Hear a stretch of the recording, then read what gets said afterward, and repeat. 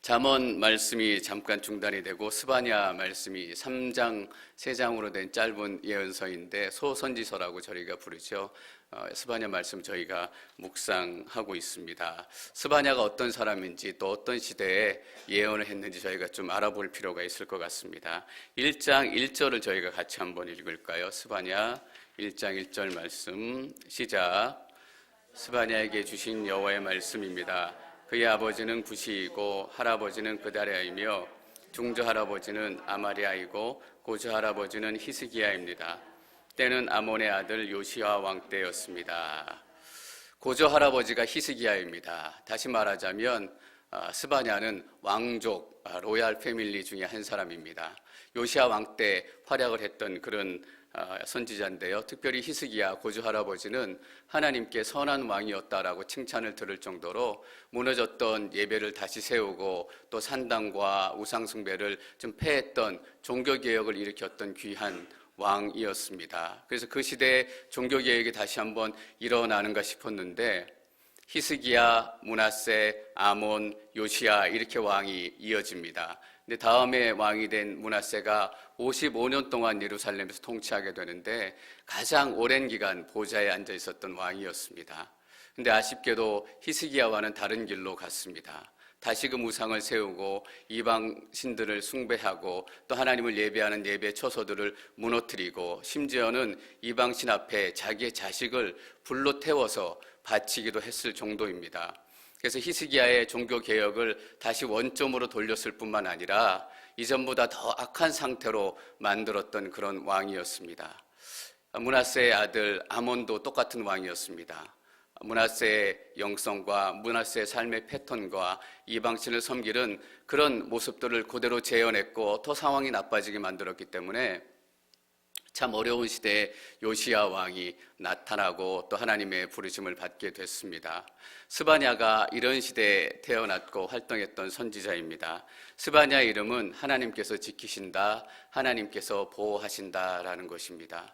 자기의 아들도 왕이 우상에게 제물로 바치던 그 시절 아무런 소망도 빛도 어둠밖에 없는 것 같은 칠흑 같은 그 시대에 하나님께서 하나님의 선지자를 지키시고 하나님의 말씀을 지키시고 하나님의 구원의 역사를 지키신 것입니다. 저는 하나님께서 택하신 백성을 어떤 일이 있어도 지키시는구나라는 것을 다시 한번 깨닫게 됩니다. 여러분, 하나님께서는 여러분들을 택하셨기 때문에 이 땅이 아무리 어둡고 아무리 칠흑 같을지라도 하나님께서는 여러분들의 인생을 지키시고 보호하실 줄 믿습니다.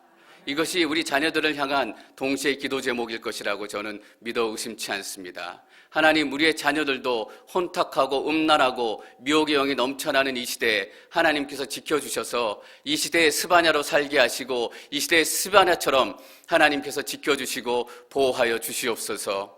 하나님께서 우리의 이 간절한 기도도 동시에 들어주실 줄 저는 확신합니다. 여러분, 믿음을 가지고 기도하십시오. 하나님께서 여러분 가정 가운데 스바냐와 같은 아들을 반드시 세우실 것입니다.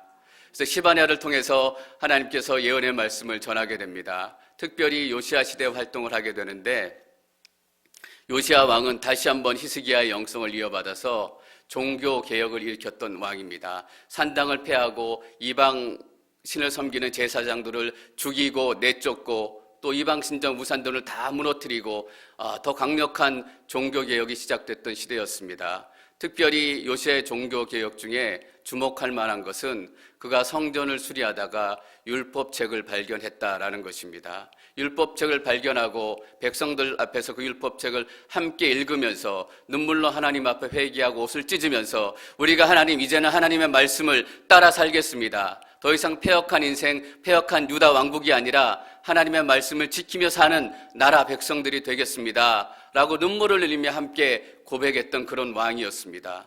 그래서 500년 동안 중단되었던 여호와의 유월절이 요시야 왕 때 다시금 회복되어지고 하나님을 찾는 예배가 온전하게 세워지는 그런 역사가 나타납니다. 요시야 왕의 종교개혁은 말씀의 부흥을 이끌어냈습니다. 여러분, 진정한 종교개혁은 말씀의 부흥입니다. 진정한 부흥은 말씀 외에는 어떤 곳에서도 나타날 수가 없습니다. 그래서 여호와의 부흥, 하나님의 부흥이 나타나는 곳에 성령의 역사도 나타나지만 반드시 말씀의 부흥이 나타나게 되어 있습니다. 앵커리지의 겨울은 유난히 춥고 유난히 어둡고 또 유난히 지루합니다. 그래서 겨울에 사람들이 많이 다운이 되고 또 겨울에 사고도 많이 난다고 해요. 그래서 그 전에 이야기 들어보니까 또 다른 교회들도 이야기를 들어보니까 겨울에 일부러 사역들도 하시고 겨울에 일부러 여러 가지 행사들도 하시고 그래서 다운되었던 그런 것들을 좀 북돋아 주려는 그런 노력들이 많이 있었더라고요. 물론 그런 노력들도 중요하지만 우리 가운데 말씀의 부흥이 일어나지 않으면 그 어떤 노력도 다 물거품이 될 수밖에 없습니다. 여러분, 사고를 예방하는 가장 최선의 안전책은 무엇입니까? 우리가 말씀의 부흥을 경험하는 것입니다.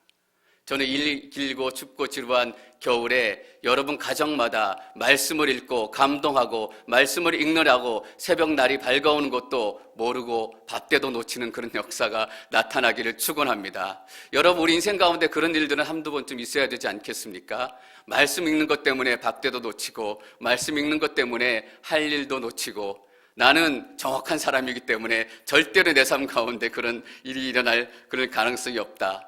이렇게 얘기하지 마시고 말씀의 부흥이 일어나도록 간절히 소망을 갖고 기도하시는 겨울이 되시기를 축원합니다.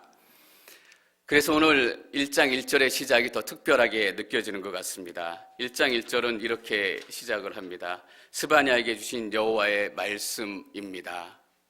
요시아의 말씀의 부흥, 종교개혁이 그냥 시작된 것이 아니라 하나님께서 지키시고 보호하신 한 사람의 선지자의 선포와 더불어 시작이 됐다라는 것을 저희가 쉽게 알 수 있습니다. 스바냐 마지막 절인 3장 20절도 여호와께서 하신 말씀입니다 라는 구절로 끝을 맺고 있습니다. 여러분, 우리는 말씀으로 시작해서 말씀으로 끝나는 사람들입니다. 왜냐하면 말씀이 예수 그리스도이시기 때문입니다. 저희가 요한복음 1장 14절 말씀을 함께 읽도록 하겠습니다. 1장 14절 시작. 그 말씀이 육신이 되어 우리 가운데 거하심에 없습니다. 그것은 은혜와 진리가 충만한 아버지 독생자의 영광이었습니다. 말씀이 육신이 되어 우리 가운데 거하심에 우리가 그분의 영광을 보았습니다. 그것은 은혜와 진리가 충만한 독생자의 영광이었습니다. 여러분, 말씀은 예수 그리스도입니다. 예수 그리스도 외에는 어떤 역사도 우리 가운데 나타날 수 없습니다. 하나님의 말씀만이 죽었던 우리의 인생을 살리고 하나님의 말씀만이 캄캄한 이 앵커리지를 밝히게 될 것임을 믿습니다. 이 겨울 특별히 우리가 예수 그리스도의 말씀의 능력을 경험하는 시간이 되기를 축원합니다. 저희가 오늘 말씀 같이 읽도록 하겠습니다. 1장 14절 말씀 저희가 같이 읽습니다. 1장 14절 시작. 여호와의 큰 날이 다가오는구나. 가까이 왔으니 곧 올 것이다. 여호와의 날의 소리는 비통할 것이다. 용사들이 거기서 울부짖을 것이다. 여러분, 하나님이 얼마나 큰 분이신지 깨달으실 때가 있습니까? 하늘을 보좌 삼으시고 또 이 땅을 발등상 삼으신 그렇게 큰 분이십니다. 그 크신 하나님께서 여호와의 큰 날이라고 얘기하셨습니다. 하나님께서 큰 날이라고 얘기하셨을 때는 그 날이 얼마나 놀랍고 얼마나 충격적이고 얼마나 강한 일들이 일어나는가 저희가 쉽게 생각해 볼 수 있을 것 같습니다. 큰 날이라는 것은 중요한 날이다라는 의미를 갖기도 하고 또 한편에서는 뭔가 엄청난 사건이 일어난다라는 의미를 가지고 있습니다. 궁극적으로는 우리가 맞이하게 될 마지막 심판의 때를 얘기하지만 조금 짧은 시각에서 보면 한 30-40년 후에 바벨론이 침공해서 예루살렘이 멸망할 그 사건을 얘기하고 있습니다. 바벨론이 침공해서 포위하고 있을 때 먹을 것이 없었기 때문에 그 성 안에 갇힌 이스라엘 백성들은 아기를 물에 넣어서 삶아 먹었습니다. 그들이 배고파서 먹을 것이 없기 때문에 아기를 삶아 먹었지만 살기 위해서 먹지만 얼마나 그들이 그것을 먹으면서 비통의 소리를 지르고 끔찍한 소리를 지르고 절망과 절규를 했을지 여러분들 한번 생각해 보십시오. 그래서 1절에서 14절에서는 여호와의 날의 소리는 비통할 것이다 라고 얘기하고 있습니다. 살아가기 위해서 아둥바둥 먹을 수밖에 없지만 이 끔찍한 시기를 보내야 하기 때문에 절망 가운데서 소리치고 절규할 수밖에 없는 그 시대가 예루살렘이 멸망하는 그 시간입니다. 그런데 말씀이 없으면 이 마지막 때가 다가오는 것, 예루살렘이 멸망의 때가 다가오는 것을 전혀 깨닫지 못하고 살아가는 것입니다. 그래서 여호와의 날은 어떻게 온다라고 베드로는 얘기했습니까? 그날은 도둑처럼 온다라고 기록을 하고 있습니다. 그러나 늘 말씀 가운데 있고 말씀 충만한 사람은 이미 이스라엘의 국군이 기울고 예루살렘의 국군이 기울고 머지않아 이 이스라엘이 하나님의 심판 가운데 멸망을 당하게 될 것이다 라는 것을 영적인 직감으로 서서히 느껴가고 있는 것입니다. 그러나 대부분의 사람들이 죽어가는 자신의 운명, 죽어가는 나라의 운명도 깨닫지 못하고 그 속에 묶여있는 그런 슬픈 상황 가운데 있습니다. 어제 말씀을 묵상하다 보니까 1장 12절에 이런 말씀을 기록해 놓았습니다. 그때 내가 등불을 켜들고 예루살렘을 뒤지겠다. 술에 찌들어 희희낙낙하며 여호와는 선을 행하지도 재앙을 내리지도 않으신다 라고 마음에 말하는 사람을 벌하겠다라는 것입니다. 어제 오늘 제 마음 가운데 이 희희낙낙이라는 단어가 계속 남아서 제 마음을 찌릅니다. 나는 과연 이 어두운 시대에 희희낙낙하며 내 자신만을 돌아보고 우리 앵커리지 온누리 교회 이 한 교회만을 걱정하며 살아가는 인생 또 목회는 아닌지 제 마음을 돌아보게 되는 것입니다. 이 세상이 죄에 빠져 있고 음란이 이 세상을 덮고 있다고 얘기해도 거기에 기울이지 않고 희희낙낙하며 술에 찌든 모습으로 살아가는 사람들이 얼마나 많습니까? 어려운 사람을 도웁시다. 저 사람들이 죽어갑니다. 라고 얘기할 때 거기에 기울이지 않고 자기 술 한잔 마시고 자기 인생 편하게 사는데 자기의 모든 것을 다 소비하고 시간을 낭비하고 살아가는 인생들이 얼마나 많습니까? 해외에 선교 가야 합니다. 해외에 있는 어려운 사람들을 돕고 거기에 복음을 전해야 합니다 라고 얘기하면 왜 비행기 비싼 돈 들고 멀리 가서 거기 가서 복음을 전합니까? 우리 동네에도 불쌍하고 예수 믿지 않고 가난하고 굶는 사람들이 너무나 많은데 그 비행기 값이면 그 사람들 몇 명이나 도울 수 있을지 모르겠습니다. 그래서 정작 커뮤니티 공동체에 있는 사람을 도웁시다. 주위에 있는 어려운 사람들에게 복음을 전합시다 라고 얘기하면 그때는 또 한 발 빼고 마지못해서 그냥 몇 불 내놓는 것이 다 이런 분들을 가끔씩 보게 됩니다.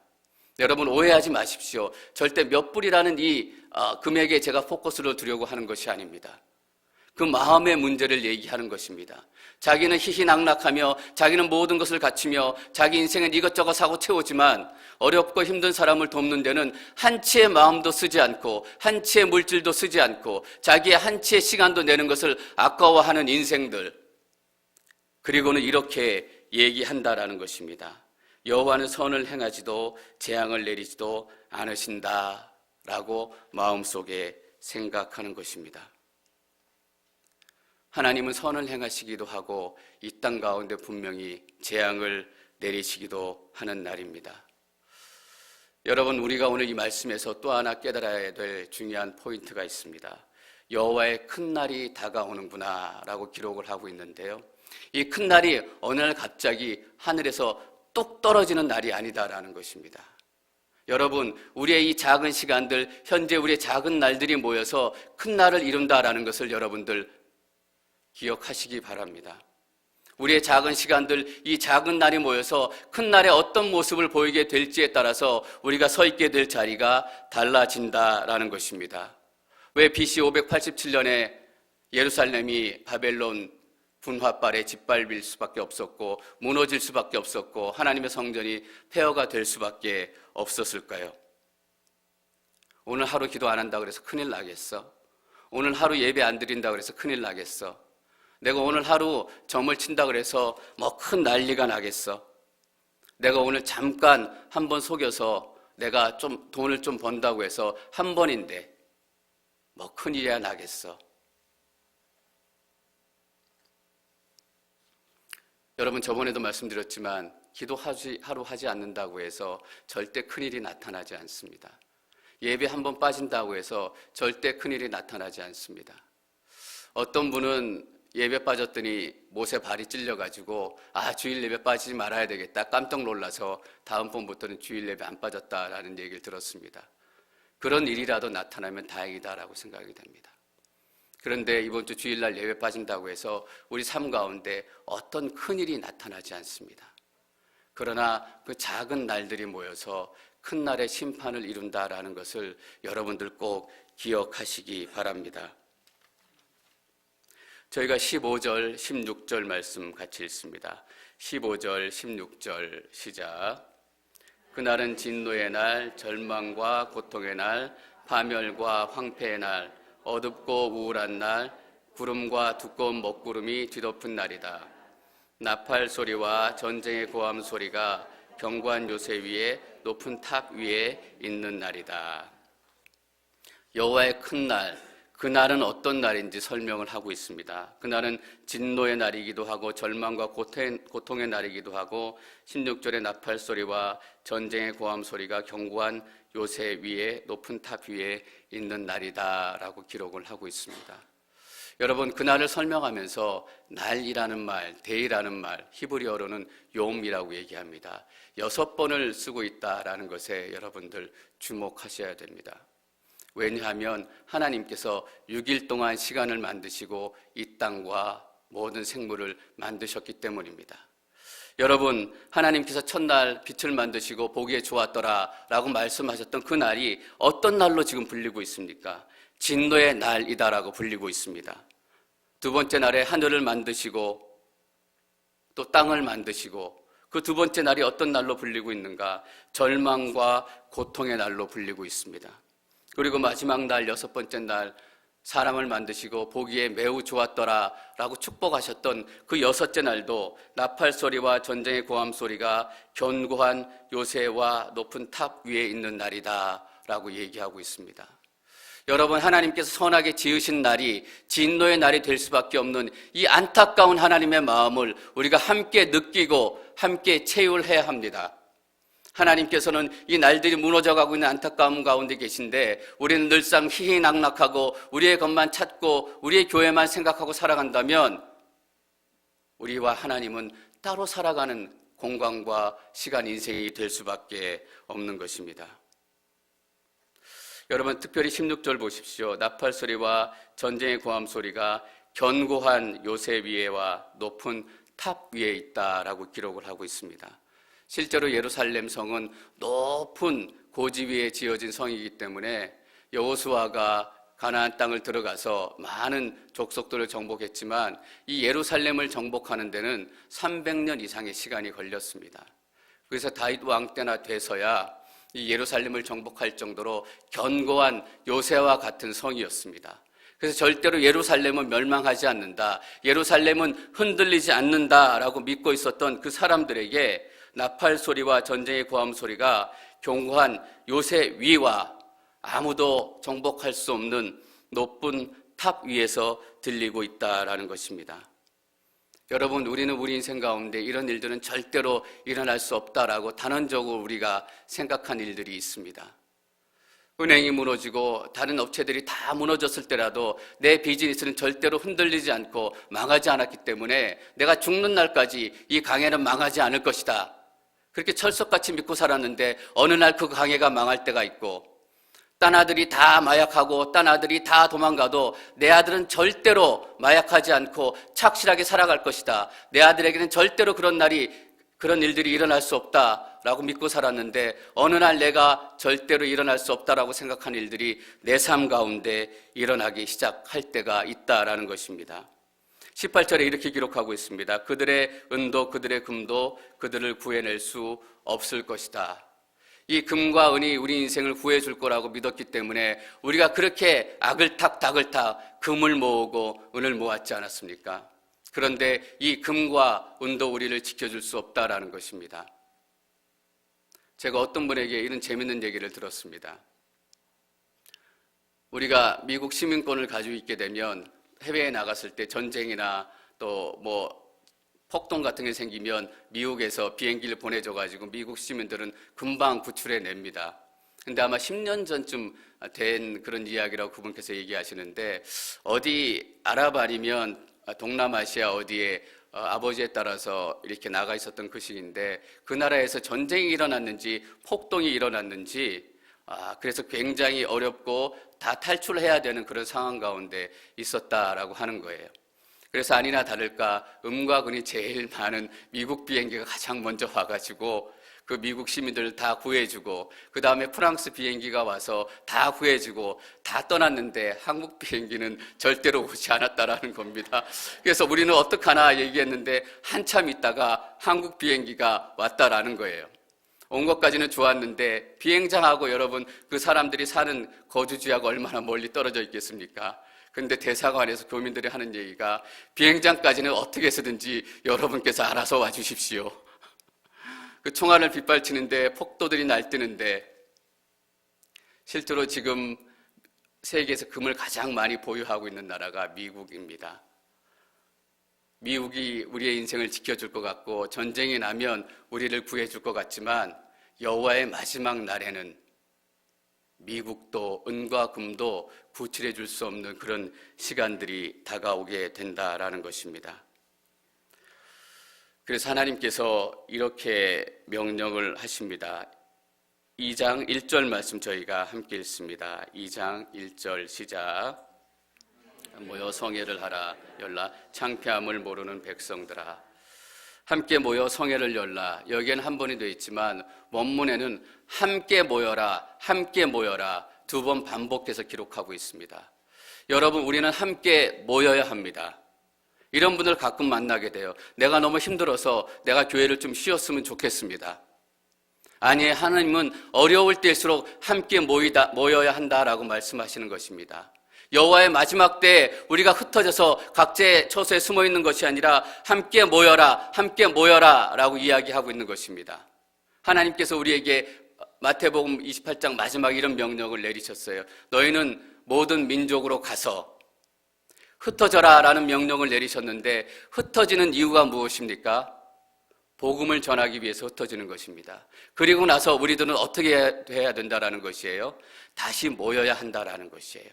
절망의 시간에, 고통의 시간에, 아픔의 시간에 우리는 다시 모여서 함께 기도하고 함께 예배하고 함께 하나님을 찬양해야 된다라는 것입니다.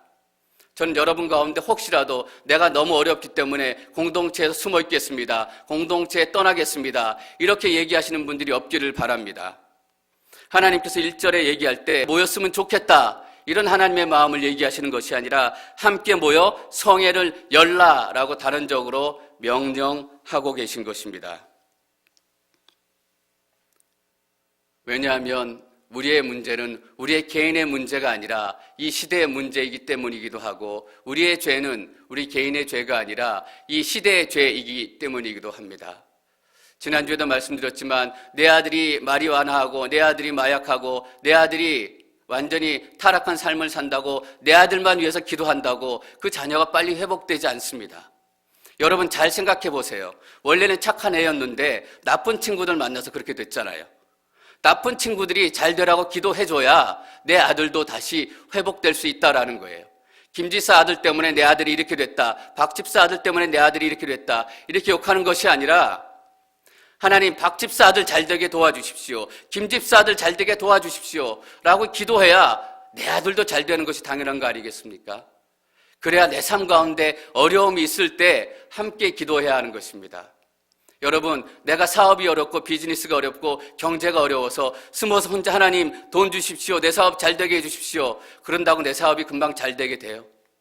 경제가 다 무너져가고 있고 또 비즈니스가 다 무너져가고 있는데 다른 사람들이 쓸 돈이 있어야 내 비즈니스가 올라갈 거 아니에요. 그래서 우리는 함께 모여서 이 앵커리지의 경제적인 회복을 위해서 기도해야 되고, 김집사의 경제적인 회복과 박집사의 가게 회복을 위해서 함께 기도를 해야 된다라는 것입니다. 여러분, 알코올 중독자가 술을 끊게 돼요. 혼자 술 끊는다고 술이 끊어지나요? 주위에 술 먹는 사람들이 다 없어져야 하는 거예요. 여러분, 여호와의 마지막 날에 예루살렘이 멸망되기 직전에, 아니면 우리 인생 가운데도 그렇게 절망의 소리, 비참한 소리를 지르게 될 때 절대로 우리는 혼자 있어서는 안 된다라는 것입니다. 우리는 습관적으로 우리는 타고난 죄성 때문에 어려운 일이 생기면 숨고 도망가게 되어 있습니다. 그래서 하나님께서는 오늘 우리에게 명령하시는 것입니다. 함께 모여 성회를 열라. 함께 모여 성회를 열라. 저는 우리가 더 많은 분들이 모여서 기도할 수 있었으면 좋겠습니다.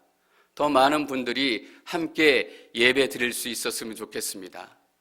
그런데 2절 말씀에서는 그것도 때가 있다라고 말씀하고 있습니다. 저기 2절 말씀 함께 읽습니다. 2절 시작. 너희가 겨처럼 날려 쫓겨나기 전에 여호와의 무서운 진노가 너희에게 닥치기 전에 여호와의 진노의 날이 너희에게 닥치기 전에. 여러분, 기도에도 때가 있다라는 것을 기억하시기 바랍니다. 회개에도 때가 있다라는 것을 기억하시기 바랍니다. 옛날에 권투 시합 중계를 본 적이 있는데 10회까지 가는 무슨 경기였어요. 근데 두 선수가 열심히 싸우고 판정까지 가게 됐어요. 근데 한 선수가 기운이 남아가지고 막 펄쩍펄쩍 뛰니까 해설하시는 분이 그러는 거예요. 저 뛸 힘이 남았으면 경기할 때 쓰지. 경기 끝나고 암만 뛰어봐야 소용이 없는 거예요. 여러분, 100점짜리 시험지가 있지만 시험 시간이 다 끝나고 그 시험지를 제출하면 빵점이에요. 여러분, 하나님께서 우리가 회개하기를 원하시고 하나님께서 한 죄인이 회개하면은 천국에서는 잔치가 벌어진다라고 얘기할 정도로 한 영혼이 구원받는 것을 그렇게 좋아하십니다. 그러나 여러분 기억하십시오. 살아있을 때 예수 믿어야 한다라는 거예요. 죽고 나면 끝이에요. 제가 저희 공동체 가운데 한 어르신을 위해서 기도하는 분이 있는데 예수님을 아직 믿지 않으세요. 어떻게 하면 그분이 예수님 믿을 수 있을까? 어떻게 하면 그분이 예수님 만날 수 있을까? 전혀 예수님 믿을 가능성도 없고 생활하시는 모습이나 말하시는 모든 품새나 전혀 예수님하고는 상관이 없이 사세요. 그분을 위해서 어떻게 기도할까? 기도할 방법이 없는 거예요. 그래서 이 한 가지 기도해요. 죽는 순간에라도 하나님 만나게 해주십시오. 마지막 호흡하는 순간에라도 예수님 만나시고 돌아가게 해주십시오. 하나님이 끝까지 기다리시고 오래 참으시고 언제까지나 용서하시는 분이시지만 그것도 데드라인이 있다는 것을 우리가 기억해야 합니다. 살아있을 때 예수님 믿지 않으면, 살아있을 때 예수님 만나지 않으면 데드라인을 넘기게 된다라는 것입니다. 여러분, 살아있을 때 건강하게 해달라고 기도해야 되지 않겠습니까? 저는 분명히 이때가 함께 기도해야 될 때라고 생각을 합니다. 이때 분명히 우리가 함께 하나님 앞에 모여서 회개해야 될 때다라고 기억을 합니다.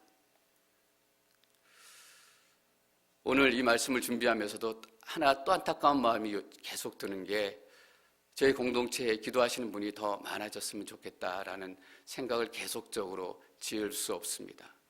물론 지금도 기도하시는 분들이 많고 지금도 깊이 기도하시는 분들이 많지만 매일 아침마다 또 매일 저녁마다 드는 생각이 하나님, 기도하시는 분들이 더 많이 세워질 수 있도록 도와주십시오. 분명히 하나님께서 우리 가운데 무엇인가를 이루시길 원하고 하나님께서 God is moving, 지금 움직이고 계신데 하나님 우리의 영적인 능력이 아직까지 거기까지 미치지 못하고 있어요. 하나님께서 행하셔야 되는데 우리가 그 행하실 일들을 아직까지는 감당할 영적인 파워가 우리 가운데 생기지 않고 있어요. 하나님, 무엇 때문일까요? 분명히 저는 마음 가운데 느껴요. 기도하는 사람이 더 필요하다. 기도하는 사람이 더 필요하다. 여러분, 너희가 겨처럼 날려 쫓겨나기 전에, 우리가 여호와의 무서운 진노가 너희에게 닥치기 전에, 여호와의 진노의 날이 너희에게 닥치기 전에, 그 전에 우리가 회개해야 하고 그 전에 우리가 기도해야 하는 것입니다. 제가 늘 말씀을 준비하고 준비할 때마다 기도하고 이 말씀을 잘 전했으면 좋겠습니다라고 하나님께 간절히 은혜를 구하지만 그 와중에서도 더 특별히 기도하고 더 마음에 부담이 되는 설교들이 있습니다. 구원에 대해서, 복음에 대해서, 심판에 대해서. 딴 때는 졸아도 이날은 졸지 말아야 되는데, 이날은 이 메시지를 듣고 저분이 예수님 만나고 삶이 움직여야 되는데 정말 간절한 마음으로 또 두려운 마음으로 설교하는 날이 있습니다. 근데 그런 날 기도하고 올라와 설교하는데 여전히 그분이 졸고 계신 그런 모습을 보면 참 제 마음이 안타깝고 절망스러울 때가 많습니다. 하나님, 저분이 이 메시지 들었으면 좋겠는데, 저분이 이 메시지 듣고 인생이 움직였으면 좋겠는데, 그분의 눈 감고 조시는 그 모습이 죄는 내 얘기가 아니야. 저에게는 나하고 상관없는 얘기야. 이런 표정을 보게 되면 안타까운 마음으로 다음날 새벽에 아침에 와서 또 기도하게 돼요. 하나님, 그 인생을 무너뜨려서라도 예수님 만나게 도와주십시오. 그 인생이 완전히 흔들려서라도 예수님 만나게 도와주십시오. 그 혼자 힘으로는 예수님만한 믿음과 능력도 없습니다. 하나님께서 강권적으로 그 마음을 열어주시고 그 마음을 흔들어 주십시오. 오늘 아침에도 제가 말씀을 드렸지만 우리 자녀들이 교회 안 나가고 신앙이 없는 거 안타까운 일이지만 부모 책임은 아니에요. 자신들이 그렇게 인생을 선택했기 때문이고 자신들이 그렇게 살아가기 때문이에요. 내가 그렇게 살았기 때문에 여러분 그런 죄책감 가질 필요 없어요. 그러나 그 자녀들을 위해서 눈물 흘리고 기도하지 않는다면, 그 자녀들의 영혼의 구원을 위해서 우리가 안타까운 마음으로 기도하지 않는다면 그것은 우리의 책임이다라는 거예요. 제가 다른 자녀들 또 우리 공동체 자녀들의 구원을 위해서 늘 기도하면서 저희 예은이를 위해서는 사실 별로 기도하지 않았어요. 하나님께서는 기도하면 예은이 구원과 예은이 믿음에 대해서는 은혜를 더해 주시겠지. 하나님, 내가 다른 사람들을 위해서 기도하니까 예은이 지켜주십시오. 근데 그런 마음을 느끼고 나니까 아니에요. 내 딸을 위해서 내가 기도하지 않으면 누가 기도하겠어요? 엄마 아빠가 내 딸을 위해서 내 아들을 위해서 기도하지 않는데 누가 내 딸을 위해서 내 아들을 위해서 기도하겠어요? 물론 그 전에도 기도했지만 더 간절히 오늘 새벽 아침부터 제 딸을 위해서 기도하기 시작했어요. 하나님, 불쌍히 여겨주십시오. 예수님 만나게 도와주시고 어려울 때 그냥 쓰러지는 것이 아니라 어려울 때 기도하는 딸 되게 도와주십시오. 말씀으로 살아가는 딸 되게 도와주십시오. 예수님 만나기 전에는, 하나님의 음성을 듣기 전에는, 말씀의 감동을 얻기 전에는 절대로 그 삶 가운데 아무것도 이루지 말아 주십시오. 이렇게 부모가 기도하지 않는다면 그건 분명히 부모의 죄예요. 전에 기도해야 되잖아요. 여호와의 날이 이르기 전에, 절망 같은 죽음의 시간이 이르기 전에, 폭풍 같은 시간이 이르기 전에 그 인생 가운데 첫째 날이 하나님 보시기에 좋았던 날이고 여섯째 날이 하나님 보시기에 심히 좋았던 날이 돼야죠. 우리의 자녀들의 첫째 날이 하나님의 진노의 날이 되고, 둘째 날이 심판과 절망의 날이 되고, 여섯째 날이 요새 위에, 탑 위에 비참한 울음소리가 들리는 그런 날이 될 수는 없는 거잖아요. 때가 있는 거예요, 여러분. 우리 교회에도 하나님께서 주신 때가 있어요. 하나님께서 움직이실 때 우리가 그 움직임 가운데 있어야 해요. 저는 특별히 집사님들, 순장님들, 장로님들, 영적인 리더에게 강하게 도전하고 싶어요. 여러분들 기도하지 않으시면 하나님의 부흥의 역사는 우리 교회에 왔다가 돌아가요. 하나님께서 이루시겠죠. 그러나 또 한 번 아픔의 시간을 지나야 하고, 또 한 번 절망의 시간을 지나야 하고, 또 한 번 여호와의 큰 날을 만나야 해요.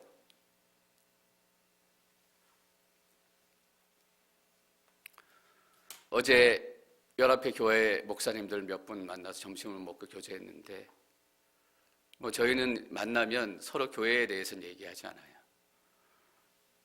서로 존중하는 그런 마음도 있고, 서로 어려운 부분들 또 이렇게 얘기하다 보면 그것이 혹시나 가십거리가 될 수 있기 때문에 서로 조심하고, 얘기하는 것도 물어보는 것도 조심해요. 영업 비밀을 지키기 위해서 그런 게 아니라 서로 교회를 존중하고,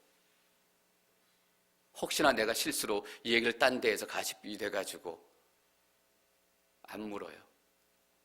근데 어저께 얘기하다가 특정한 교회에 대해서 얘기한 건 아니지만 앵커리지의 전체 교회에 대해서 얘기를 했어요. 얘기를 들어보니까 1년 전보다 6개월 전보다 지금 상황이 더 안 좋아요. 여러분 동대문에 가보세요. 왜 옷집들이 그렇게 많은 옷집들이 있는데 거기다 서로 옷집들을 내려고 난리를 쳐요? 혼자 있는 옷집에는 안 가요. 옷집들이 모여 있어야 여기에 정말 살만한 옷이 많구나, 좋은 옷들이 많구나, 장사가 잘 되는구나, 가볼만한 곳이구나. 그래서 멀리서도 찾아가요. 자바시장, 옷집이 줄비하게 널려 있어요, LA 가면. 근데 거기에 들어가려고 서로 난리쳐요. 왜? 다 경쟁하는 사람들인데. 근데 거기 있어야 더 장사가 잘 돼요. 여러분, 우리 앵커리지 온누리 교회 혼자만 건강해지면 건강해질 것 같으세요? 잠깐은 그럴 수 있어요. 앵커리지에 있는 교회들이 건강해지지 않으면 우리의 건강함과 우리의 축복과 우리의 은혜도 잠깐이면 끝나요. 전 그래서 느꼈어요. 앵커리지를 위해서 기도해야 될 때다. 여러분, 누가 기도하겠어요?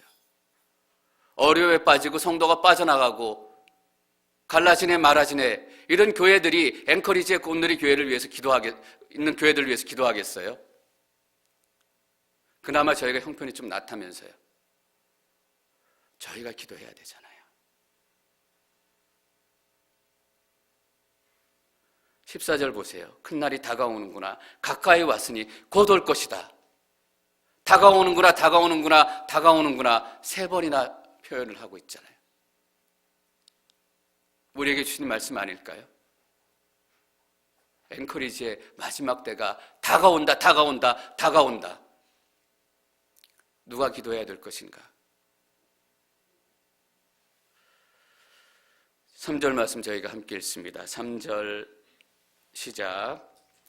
이 땅의 모든 온유한 사람들아 여호와를 찾으라. 그분의 공의를 행한 사람아 의를 구하라. 온유함을 구하라. 그러면 여호와의 진노의 날에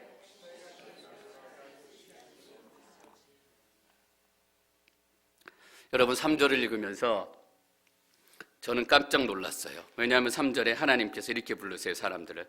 이 땅의 모든 온유한 사람들아. 근데 1절에는 어떻게 부르셨어요? 창피함을 모르는 백성들아 라고 부르셨어요. 창피함을 몰랐던 백성들이 하나님의 이름으로 모이고 또 모여서 하나님 앞에 용서해 주십시오. 우리가 죄인입니다. 다시금 돌려주십시오. 라고 기도하기 시작하니까 창피함을 모르던 인간들이 온유한 인생이 되는 거예요. 저는 온유한 성품, 온유한 성격 이것이 타고나지 않는다는 것을 알게 됐어요. 어떤 사람이 온유한 사람이고 온유한 성품을 갖게 돼요? 하나님 앞에 무릎 꿇고 눈물로 회개하는 사람이 온유한 인생, 온유한 성품을 갖게 돼요. 그래서 성경에서는 온유한 성품을 타고난다라고 얘기하지 않고 온유함을 성령의 열매라고 얘기하잖아요. 성령의 열매 끝에 2가지가 뭐예요? 온유와 절제니. 성령이 있어야 나타나는 열매다라는 거예요. 나는 원래 태어나기를 온유한 사람이 아니야. 이런 얘기 다시 하지는 마세요. 자기가 온유한 사람이 아니다라고 생각이 된다면 하나님 앞에 진짜로 무릎 꿇고 기도하지 않았기 때문이에요.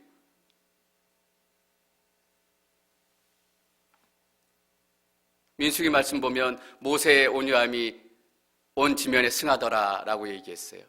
모세가 온유한 성품을 타고났어요? 아니에요. 모세는 성질이 나서 사람을 때려 죽인 사람이에요. 누구보다 불같은 사람이에요. 근데 하나님께서 모세 보고 모세의 온유함이 이 땅의 모든 사람보다 가장 뛰어나다라고 얘기했어요. 그 사이에 무슨 일이 있었을까? 40년 동안 쫓겨다니면서 하나님 앞에 무릎 꿇고 눈물로 기도했던 거예요. 하나님, 저는 제 인생이 어떤 인생인지도 알지 못하고 살아왔습니다. 어떻게 살아야 하는지 인생의 목표도 없었던 사람입니다. 불같은 그 성격이 하나님 앞에 눈물로 기도하니까 온유한 인생이 되는 거예요. 저는 여러분들이 나는 온유한 성격을 타고나지 않았어 이런 얘기 하지 않기를 바랍니다. 온유한 것은 타고나는 것이 아니라 성령의 열매예요. 만약에 그렇게 얘기하신다면 나는 기도하지 않는 사람이야, 나는 회개하지 않는 사람이야, 이렇게 스스로 고백하시는 거하고 똑같아요.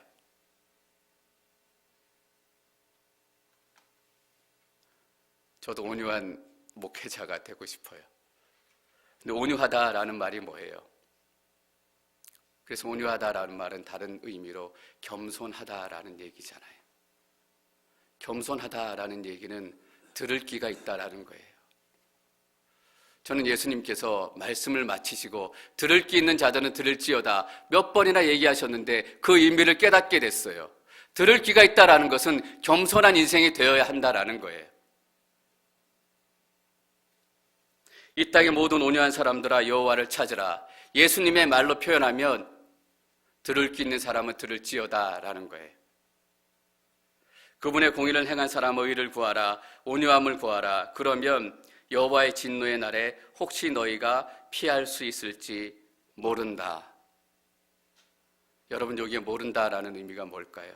너희가 회개하면 내가 구해줄지도 모르고 안 구해줄지도 모르니까 혹시라도 한번 회개해봐라 라는 그런 의미예요? 아니에요.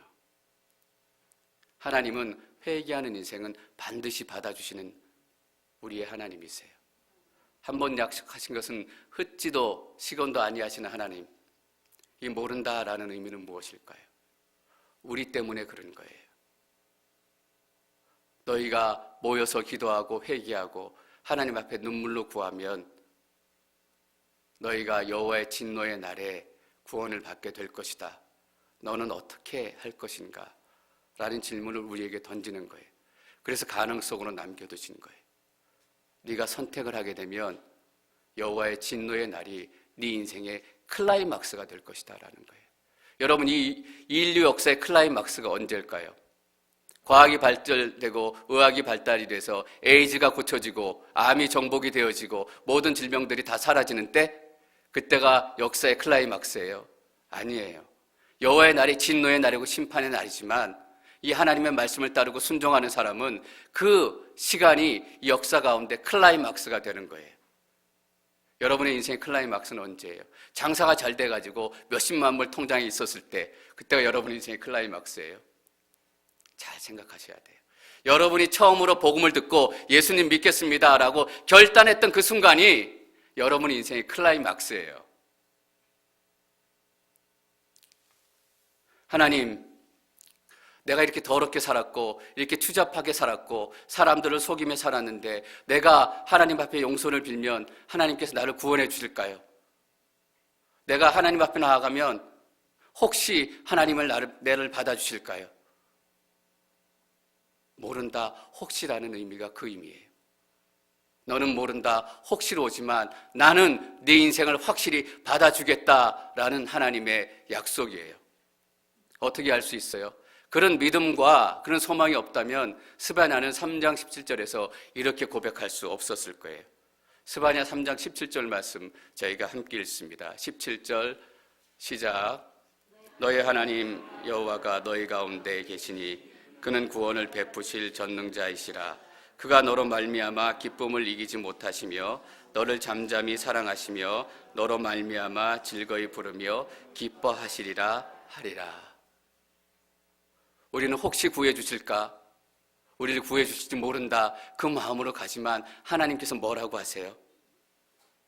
기쁨을 이기지 못한다라고 얘기하시는 거예요. 우리는 불확실하지만, 우리는 혹시라는 가능성을 가지고 가지만 하나님은 이기지 못할 정도로, 여러분 생각해 보세요. 하나님이 이기지 못할 정도로 기뻐하신다는 게 얼마나 기뻐하신다라는 거예요.